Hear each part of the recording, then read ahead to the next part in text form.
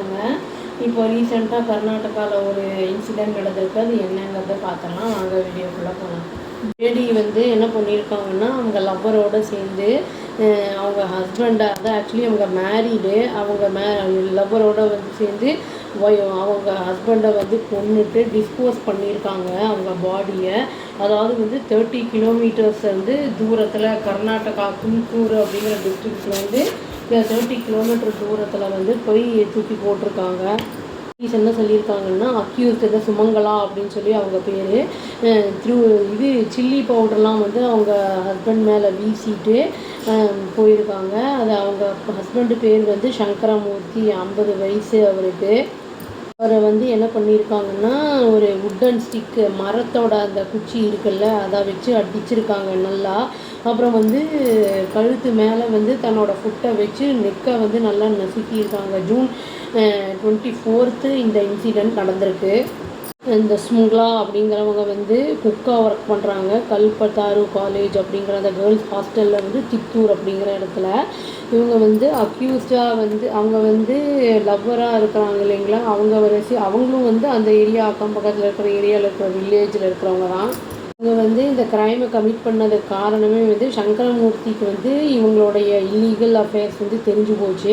அதை அவர் அப்ஜெக்ட் பண்ணியிருக்காரு. இந்த ரிலேஷன்ஷிப் வேண்டாம் அப்படின்னு சொல்லிட்டு சுமங்கலாகிட்டையும் நாகராஜு அவங்கக்கிட்டையும் இதை சொன்னதுனால அவங்க 2 பேரும் இவரை கொண்டுட்டாங்க, சங்கரமூர்த்தியை. இவங்க சங்கரமூர்த்தி அவரை கொலை பண்ணிவிட்டு பின்னாடியே என்ன பண்ணியிருக்காங்கன்னா, நாகராஜும் சுமங்கலாவும் அவருடைய பாடியை ஒரு சாக்கு பையில் போட்டு நல்லா அடைச்சி அதை வேறு ஒரு இடத்துக்கு டிரான்ஸ்போர்ட் பண்ணியிருக்காங்க. அதாவது 30 கிலோமீட்டர் தள்ளி டம்ப் பண்ணியிருக்காங்க. ஒரு வெல்லுக்குள்ளே கொண்டு போய் டம்ப் பண்ணி போட்டு வச்சுருக்காங்க. இந்த க்ரைம் எப்படி தெரிய வந்தது அப்படின்னா, சங்கரமூர்த்தி திடீர்னு மிஸ்ஸிங் அப்படின்னு தெரிய வந்திருக்கு.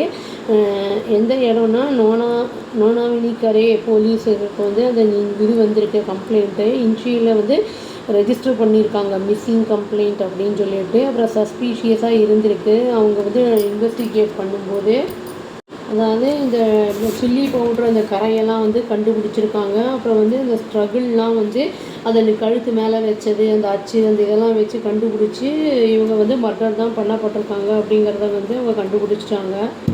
சுமங்கலாவோட ஃபோனை இவங்க சீஸ் பண்ணியிருக்காங்க. அந்த டீட்டெயிலான ஃபோன் ரெக்கார்ட்ஸை, கால் ரெக்கார்ட்ஸை பார்த்துட்டு அவங்களுக்கு இதில் இன்வால்மெண்ட் இருக்குது அப்படிங்கிறத கன்ஃபார்ம் பண்ணிட்டாங்க. இந்த மர்டர் அவங்க ஹஸ்பண்ட் இதை ஒத்துக்கலை, இந்த ரிலேஷன்ஷிப்புக்கு ஒத்துக்கலை அப்படிங்கிறதுனால அவரை எப்படியாவது கொன்னுட்டா நம்ம இங்கே சந்தோஷமாக இருந்துக்கலாம் அப்படிங்கிற மாதிரி பிளான் பண்ணியிருக்காங்க. பட் அது அவங்களுக்கு அகெயின்ஸ்டாக போய் முடிஞ்சிருச்சு. போலீஸ் இது கேஸை ரெஜிஸ்டர் பண்ணியிருக்காங்க. அப்புறம் இதை ஃபர்தராக இன்வெஸ்டிகேஷன் இனியும் போகும் இந்த மேட்டரை பற்றி அப்படின்னும் சொல்லியிருக்காங்க. வேறு என்னெல்லாம் வெளியில் வரும் விஷயங்கள் அப்படிங்கிறது வெயிட் பண்ணி பார்த்தா தாங்க தெரியும். மேரேஜ் பண்ணுறோம் நம்ம பண்ணுறதுக்கு முன்னாடியே பிடிக்கலன்னு சொல்லி ஒதுங்கிடலாம். இல்லாட்டி பண்ணிவிட்டு பிடிக்கலன்னா டிவோர்ஸ் வாங்கிட்டு போயிடலாம். இந்த மாதிரி இல்லீகல் அஃபேர் இருக்கும்போது இன்னொருத்தரை கொன்னுட்டு இந்த மாதிரி மாட்டிக்கிறதெல்லாம் பெரிய ஒரு விஷயம், தலைவலி.